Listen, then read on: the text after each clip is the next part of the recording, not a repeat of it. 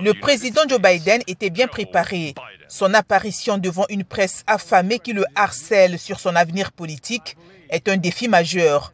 Quelques minutes plus tôt, il avait déjà fait une grosse bourde en présentant le président ukrainien Volodymyr Zelensky par le nom de son ennemi juré, Vladimir Poutine. Et maintenant, je veux passer la parole au président de l'Ukraine, qui a autant de courage que de détermination. Mesdames et messieurs, le président Poutine, il va battre le président Poutine. Je suis tellement concentré sur le fait de battre Poutine que nous devons nous en préoccuper. Monsieur le Président, je suis meilleur. Vous êtes bien meilleur. Jeudi, à la fin d'une journée bien remplie de réunions au sommet de l'OTAN, Joe Biden a répondu aux questions pendant près d'une heure et a tenté de se lever au-dessus de ses récents lapsus pour se concentrer sur ce qu'il considère comme le plus grand défi de sa présidence, soutenir l'Ukraine contre les assauts de la Russie. Il s'est attribué le mérite de ce qu'il a qualifié de succès. Au cours de la semaine de ce sommet, plusieurs chefs d'État ont tenu à remercier les États-Unis et à me remercier personnellement pour tout ce que l'OTAN a accompli. Il a également reconnu le défi que représente la course à la présidence après sa performance désastreuse lors du débat le mois dernier face à l'ancien président Donald Trump. Il a décrit sa performance comme une erreur stupide, mais a réitéré sa conviction qu'il va battre Donald Trump en novembre.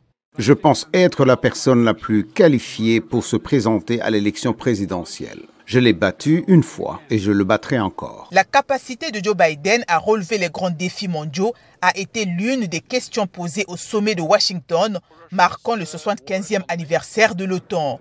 Les membres de l'Alliance ont pris plusieurs mesures concrètes pour soutenir l'Ukraine, y compris un plan visant à placer la coordination du conflit sous la responsabilité de l'OTAN et non plus de Washington.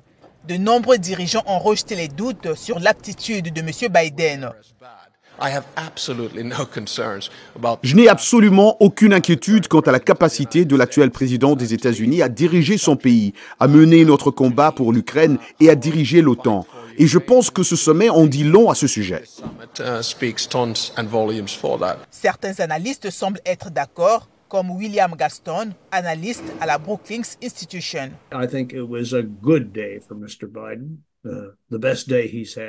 Je pense que c'était une bonne journée pour M. Biden, la meilleure qu'il ait eue depuis un certain temps. Est-ce que cela changerait le cours du ruisseau ou est-ce que ce sera juste une pierre dans le ruisseau sans changer fondamentalement son cours?